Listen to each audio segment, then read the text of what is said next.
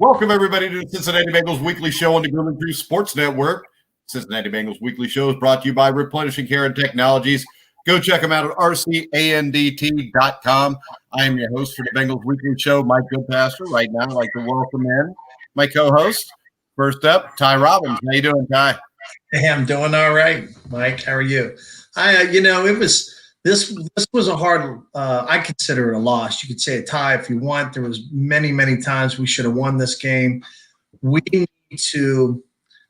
We have to learn how to finish games. We have to finish games, and the coaching staff, they keep saying they need to figure it out, or we're doing this, or we're doing that, but the hourglass is slowly ticking, and I just seen so many mistakes in this game, and I thought, wow, if we can't beat the Eagles, who are really down with a lot of injuries, how are we going to compete the rest of the season? You know, and that's a big issue. I just as a fan, I was deflated. You know, watching that game, it was just you almost wanted to watch another game. It was that bad. I always want to watch another game, Ty. And when we look at this game, when you consider what the Eagles were missing, and this is a game the Bengals should have won. The fact that they only scored 23 points, I thought Fred Johnson was bad until I saw Billy Price. Yeah. Well, what's really bad is Jim Turner coming on, SI and saying that Hart is the most underrated player. It's unfair. If anybody watches the right side, knows that is. I mean, if you go to bat for a guy that plays like that shouldn't even be a backup, and you're going to go to bat for this guy and continue to go to bat for this guy, then people need to question your ability to coach and evaluate players. So, I mean, Jim Turner, I didn't coach in the NFL, but come on, it doesn't take a rocket scientist to look at that side and know how many hits.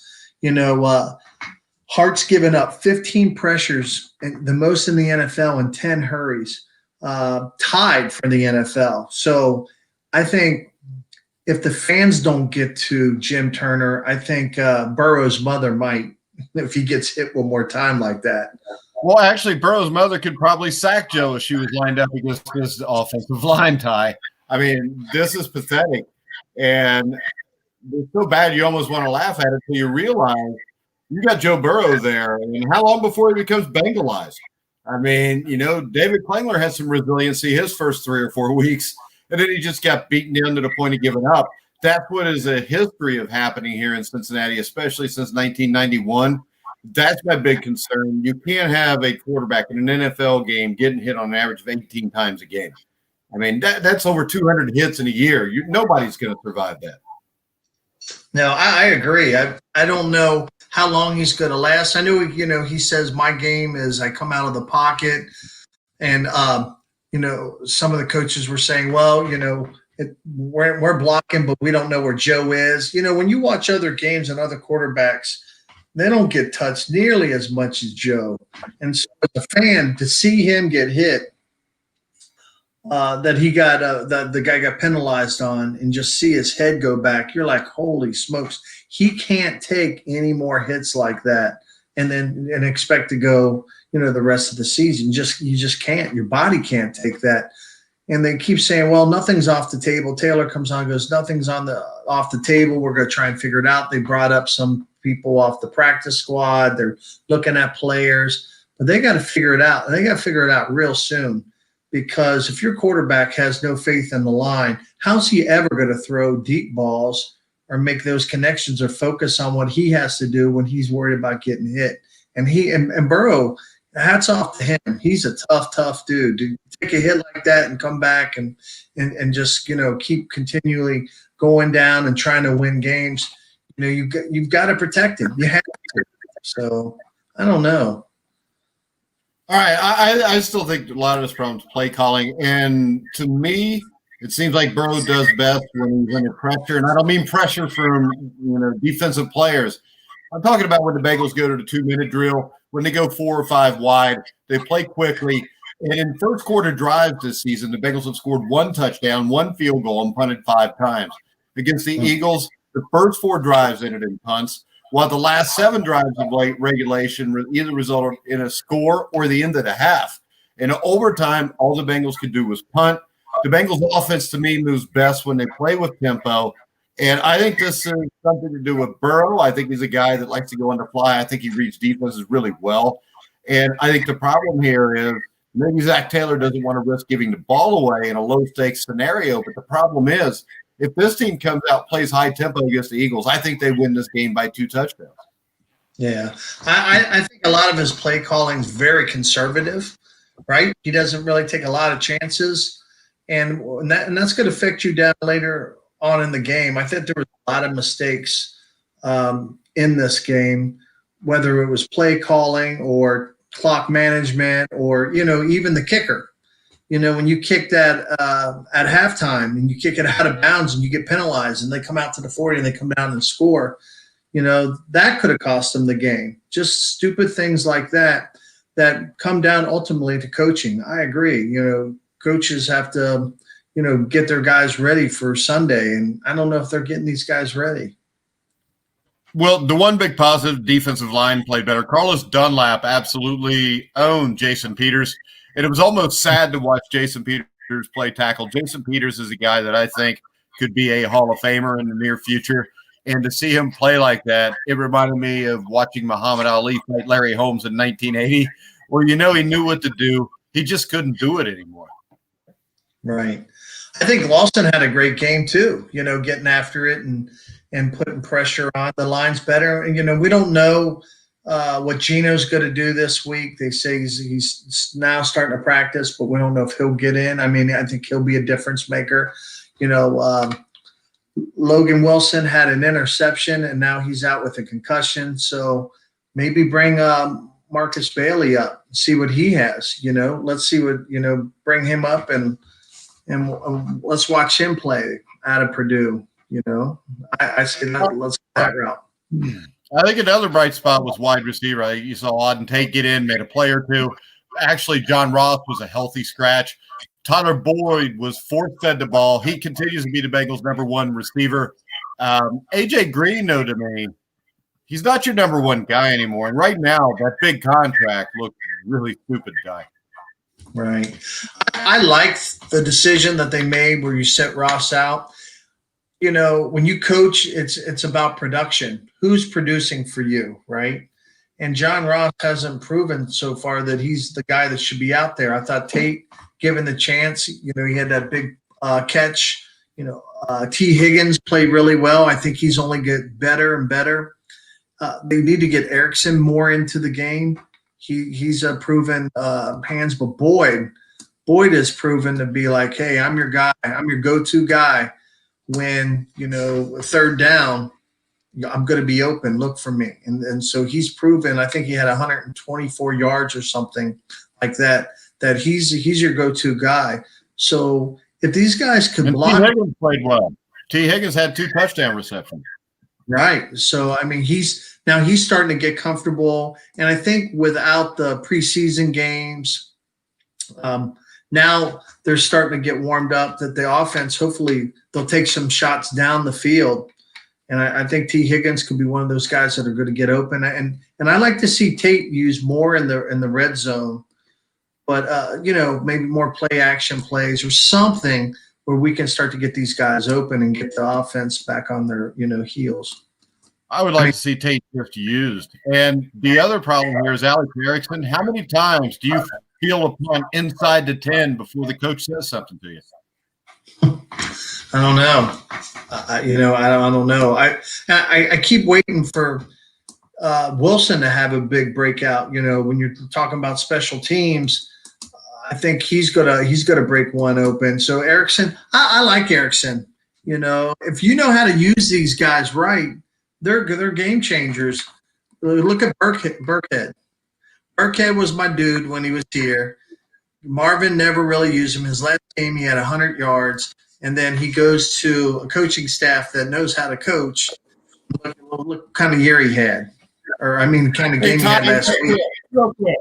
Our other co-host here is Joe Kelly, former Cincinnati Bengal, who fell asleep Because the Dodgers play at 10 to 9, he wants to watch the game, so he probably took a nap because he's getting up there in age like we are. Yeah. What's up, Yeah. Joe?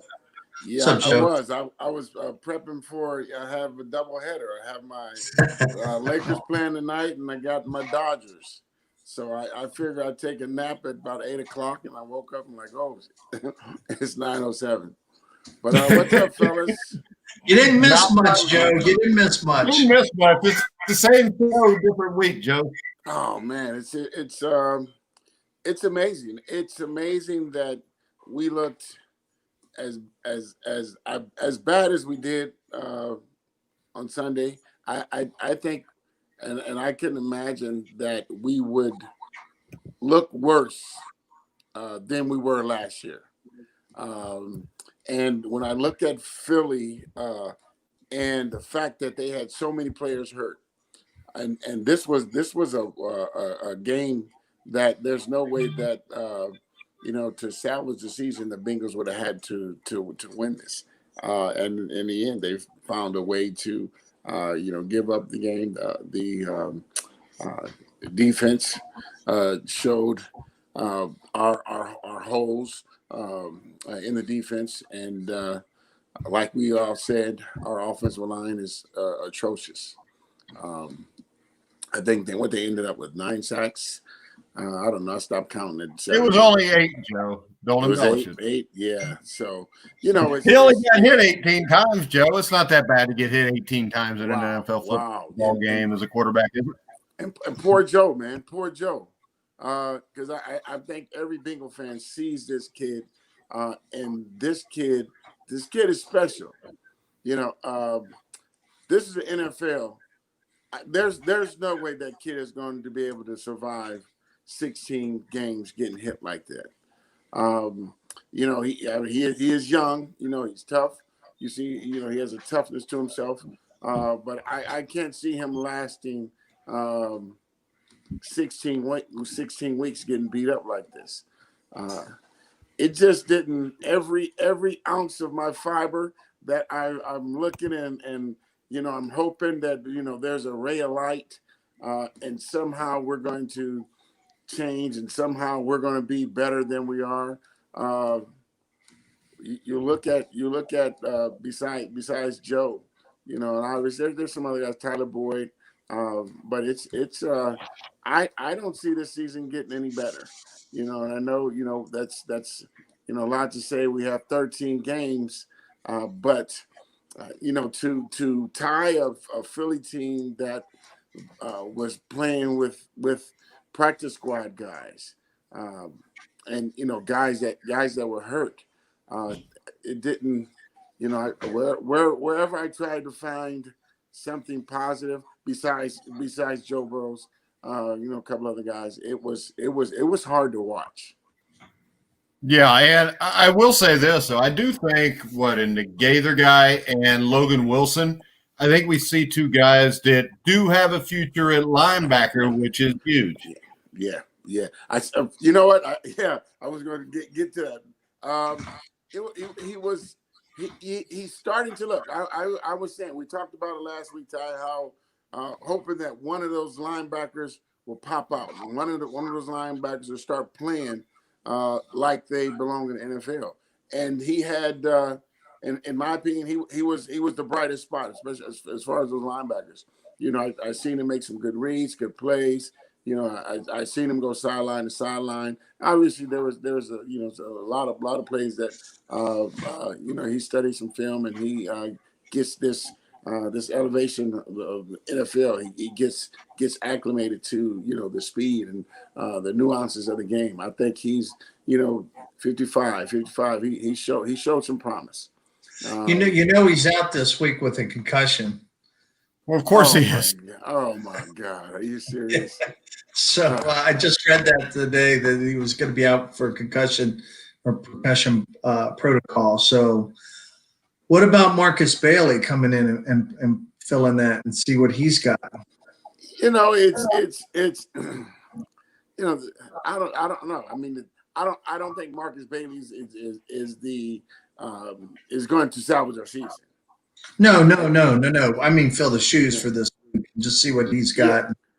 I mean, it's my thing is here. You look at it, and as positive. When I was looking at the offensive side of the ball, is as positive as I was, seeing.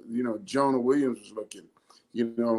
There were some plays where he looked god awful. I mean, awful. The very first play.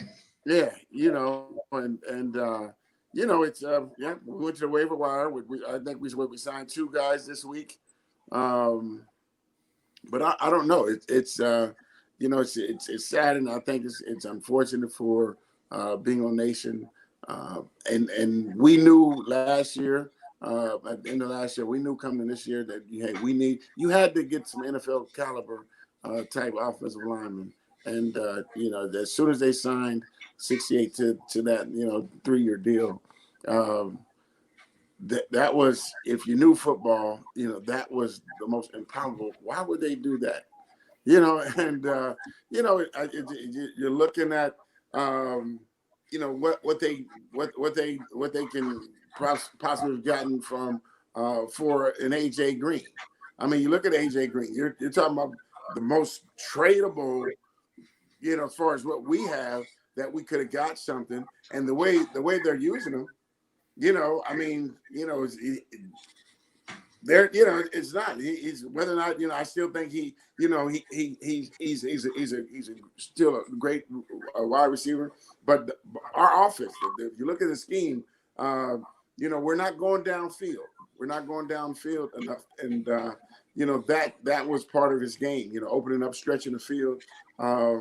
And right now, you don't see, he doesn't have that burst, that separation, and I can look at him, look at his just his demeanor, and look how he's walking around.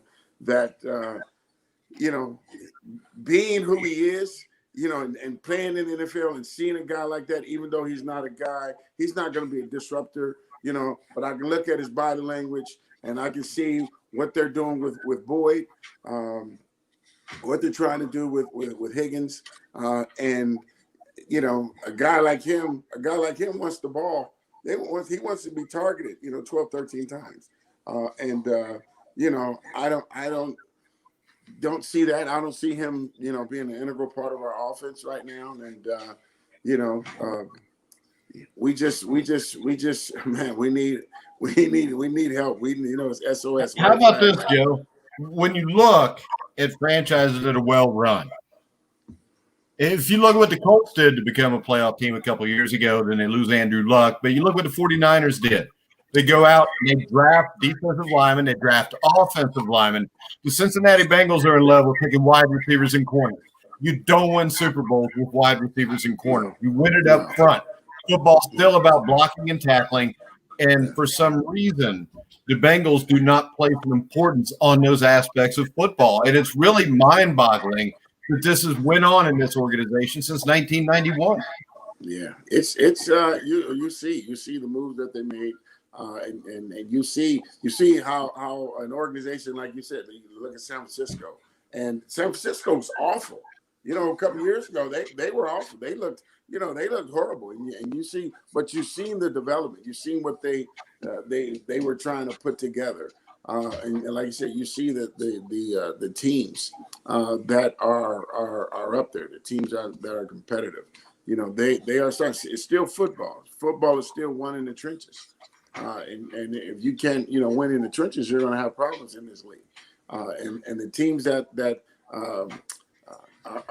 can win in the trenches, whether or not even if they're not a team that's running the ball 30 times a game, their quarterback is able to sit in the back in the pocket. You look at Kansas City. Look at the time that he's having a picnic back there at times, and he's able to survey the field and make throws.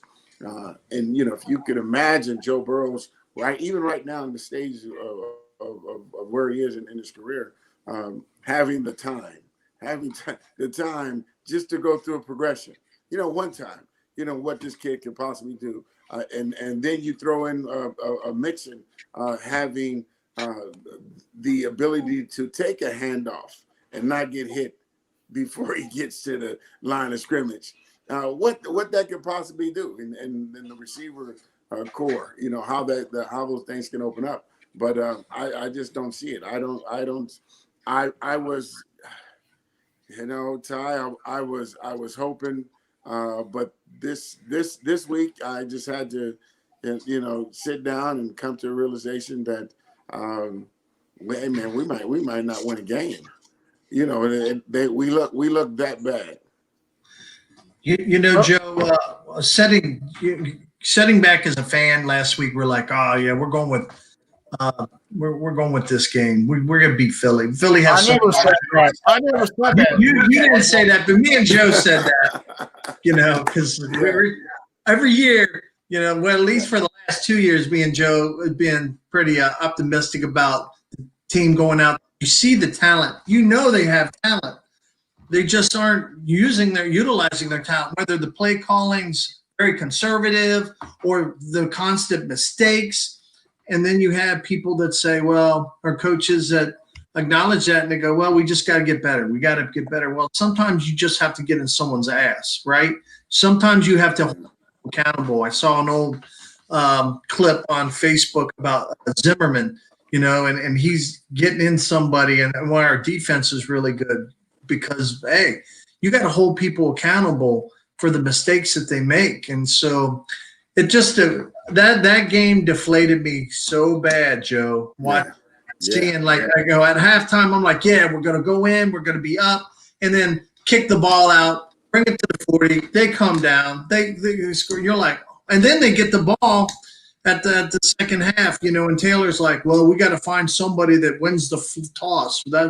No, you find somebody that can block, right? And then and before you got on here, and Joe, I was talking about Jim Turner and how he was going to bat for Bobby Hart and saying, hey, he's the most underrated player. He gets a lot of crap. And I'm like, now I'm what kind of evaluator are you?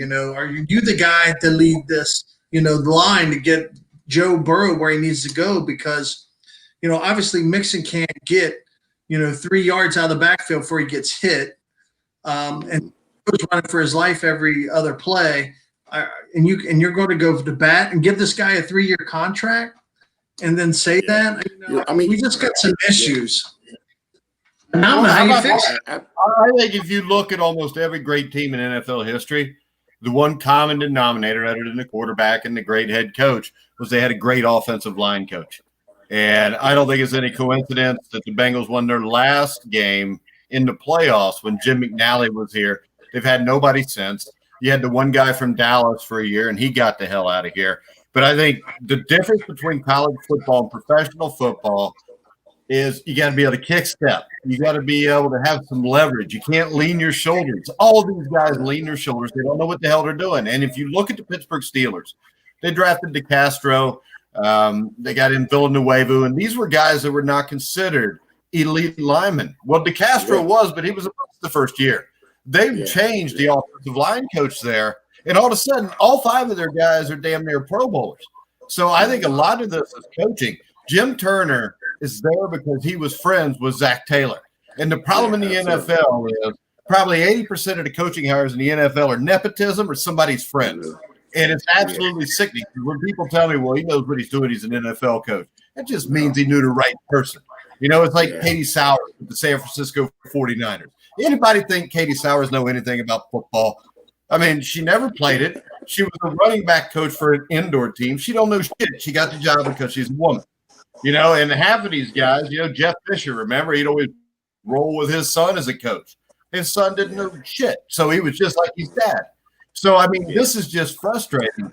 And to watch them continue to do the same thing over and over again, if Jim Turner says, I didn't go after free agent linemen because I had Fred Johnson, Bobby Hart, and Billy Price, he doesn't belong to be an NFL coach, because when you watch Billy Price's film in college, and I said this the night of the draft show, he catches people.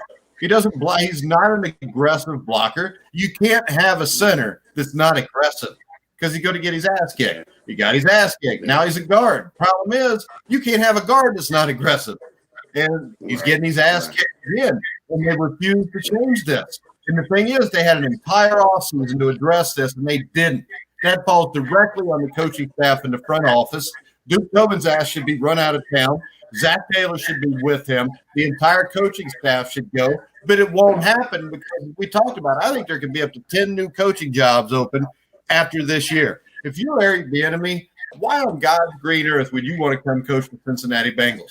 If you're a guy that's actually a hot commodity, why do you want to be here when you know what you got to deal with? Yeah. Well, I mean, that's been the MO. That's the Cincinnati Bengals. That's the aura of the organization. Coaches know that. Players know that. That's why you don't have free agents flocking to Cincinnati. You know, after we went to the Super Bowl, you just seen the total. It was just a total debacle of an entire organization. That wasn't based off of winning. It was based off of hey, what can I get for the most for as less possible. You know, if, I can go out there and get guys at bare minimum, and hell, you have Anthony Munoz that makes $400,000, the most he ever made in his career. But I think Tampa Bay gave him that. Who was the guy that they drafted to replace David Fulcher? He was from Texas. What the hell was his name? Do you remember this, Ty? I think he was like number 41 or something. He was terrible, but they ran Fulcher out of town, and they drafted this kid, Lance Gunn. Remember Lance Gunn? Oh, I forgot about Lance. Oh, yeah. Yeah, and Lance Gunn, I mean, come on. He wouldn't make a pimple on David Fulcher's ass. But they get rid of David. They got rid of Joe. I mean, you had, I think, the second or third youngest team in the NFL in 1988 when you got into the Super Bowl. Yeah, by 1991, half the damn team's gone. Yeah. So, I mean, it is, and you're hoping, and then, I've seen changes. The stuff that he did this offseason, he did open up his wallet, but like you said, none of it was spent in the right area. You went in and you bought the body of a Rolls Royce, but you had a Volkswagen engine in it. So that's what you got here. You have to have. You said the base of your team. Our base of our team back in the Super Bowl days was an offensive line. One of the best offensive lines that was ever assembled by getting tutored by a coach. And you see those guys out there, after practice early, working on their footwork, working on leverage, working on, they had a karate guy out there working on the hand movements, because you're going against guys with superior speed, superior footwork, strength, and we are so behind technique wise. You're losing. It's over on first step. It's like, like you said, you're talking about, if you got a pass rusher, you got to do that kick. And at the same time, when you do that kick, you got to have balance. I shouldn't be able to hit you one shiver and you fall. There's that, that you should be able to practice that. But, like you talk, you go back to nepotism and these guys, it was, I hired my buddies. I didn't go out and find the best offensive line coach available, or the best defensive, coordinator. I found my buddies, and at the end of the day, it's showing. This is the NFL. You have to figure this thing out. This is not Bush League. How are you going to stop these teams? How are you going to stop these teams with all these weapons? And we couldn't stop a Philly decimated, Philly team. You look at it. If we make a stop right before half. You make a stop. Somebody make a play. You're looking at defense on the last driver of the game. Here's this is a crucial time. We got to stop them. We stop them. We win the game over. We stop them. They come in. They come out of formation. Back. I know.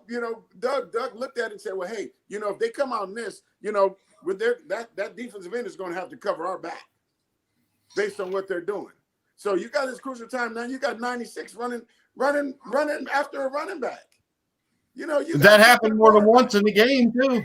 Yeah. I mean, hell, that happened a couple times where Carson Wentz missed what would have been a touchdown pass. And the problem is this: there's no adjustment. And see, I always talk about people say this guy's a bad coach because he doesn't make halftime adjustments. No.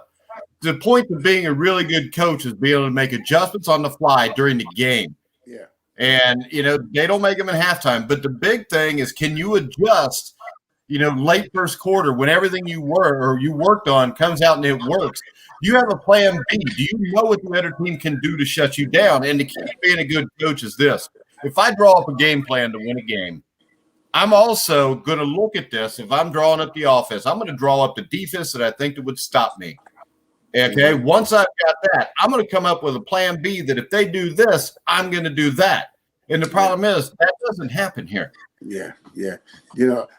Every week for 11 years going into a game plan, you look at and you study, their tendencies, their formations, so what when it's 1st and 10, you pretty much know you gather 90% of their favorite calls on 1st and 10, 2nd and long, 2nd and short, 2nd and medium, 3rd and short, 3rd and medium, 3rd and long. You know that you study those things, and you get into a game and here 1st and 10, these guys pass 90% of the time. Then you get it and they're shoving it right down your throat.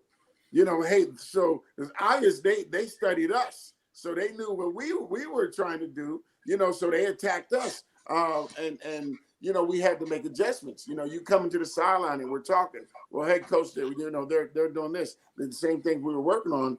That's not what they're doing. They're coming out in different formation. The fullback is doing this. I see the tailback being offset. Whatever you notice in the game, and then you have a coach up there in the box noticing how they're trying to attack us, and you come out. It's an adjustment every single time you got a break.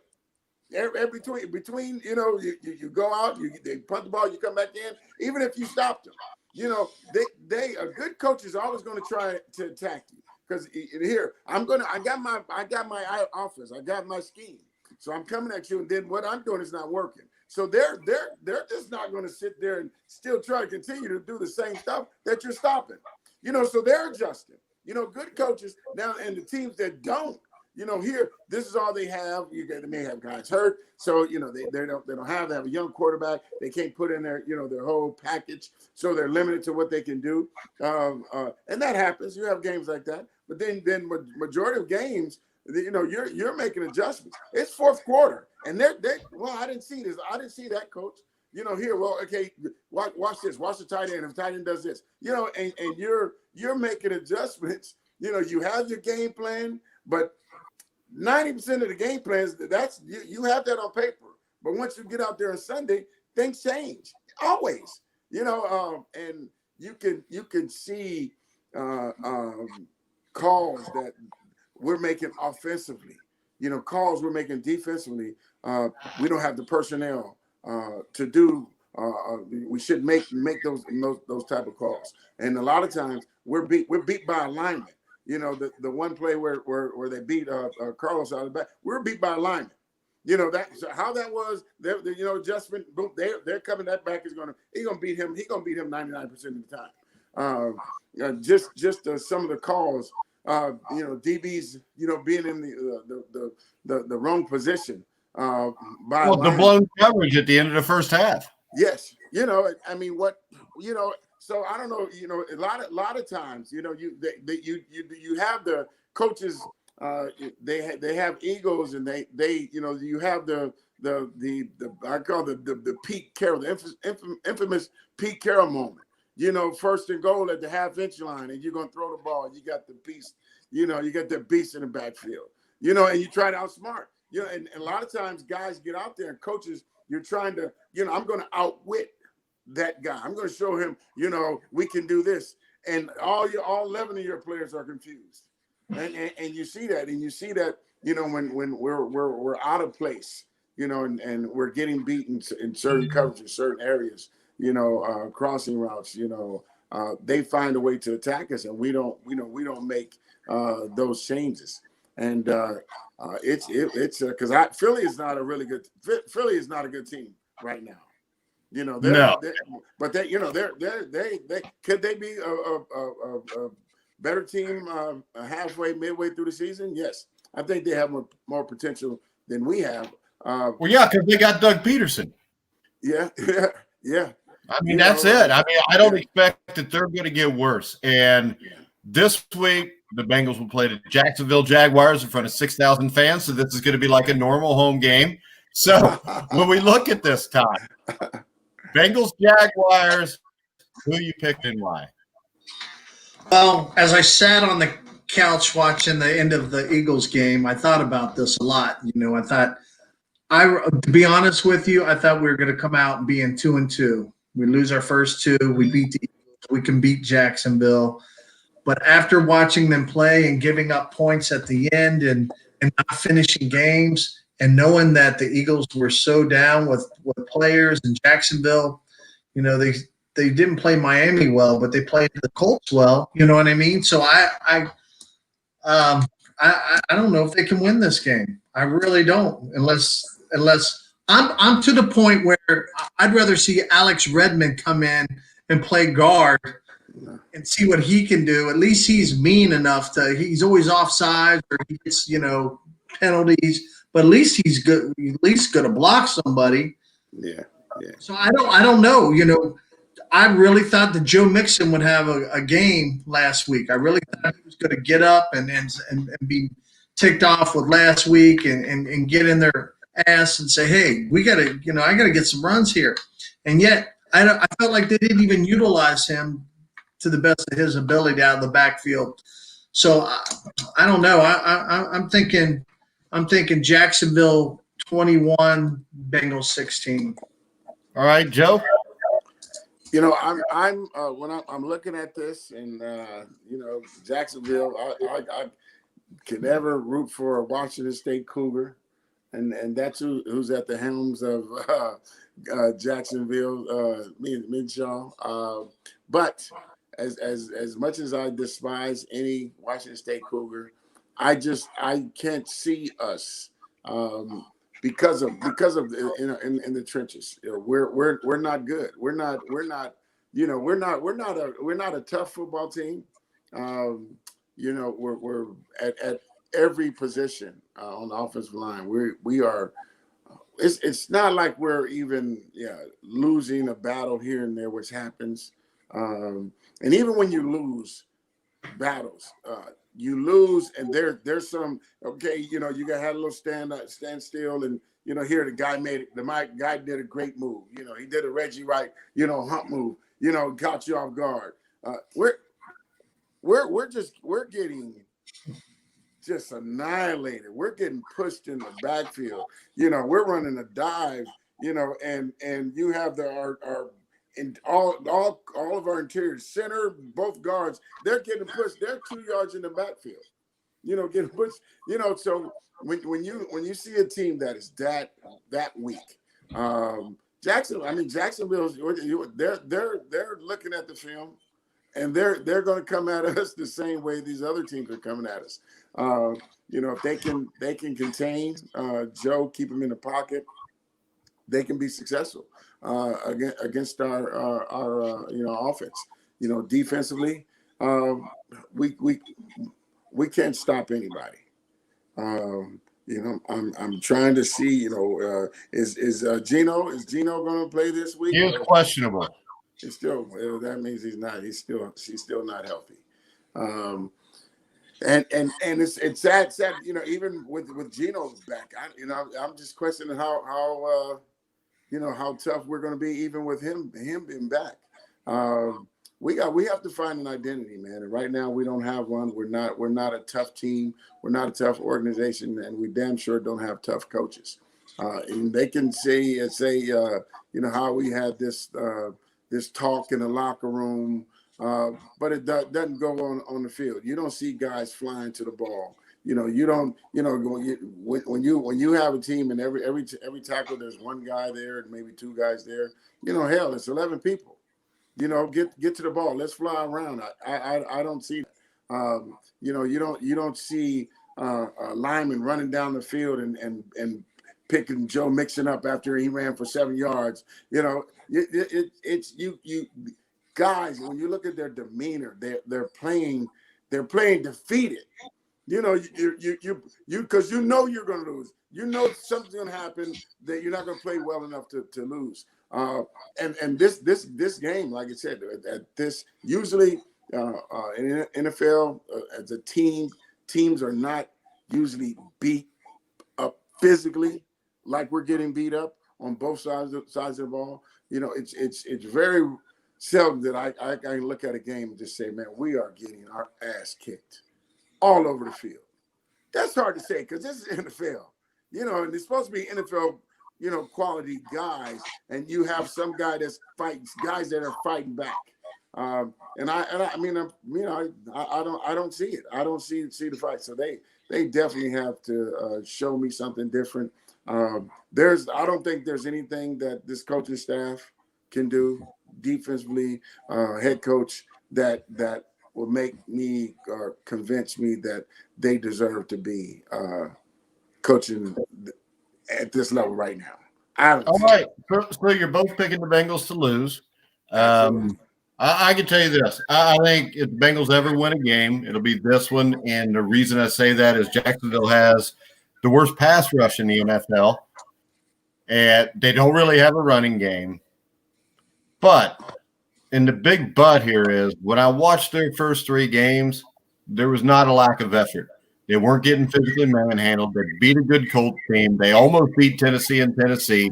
We got beat by a Dolphins team that I think is going to progressively get better as the season goes on. I think this is a question of toughness, and I really think this. If the Bengals don't win this game, I don't know if they'll win any. And I'm going to pick the Jaguars to win this game 34-33. I think Joe Burrow will keep him in the game as always. I think Joe Burrow will make him competitive in most games this year. But lack of toughness falls on the coach. And when you look at Zach Taylor, he's not a guy you'd worry about if you ran into him or if he walked up and hit on your woman at the bar. Joe, you ain't going to worry about whooping Zach Taylor's ass. And you're probably not even going to get mad that he hit on your woman. You're probably just going to laugh at him.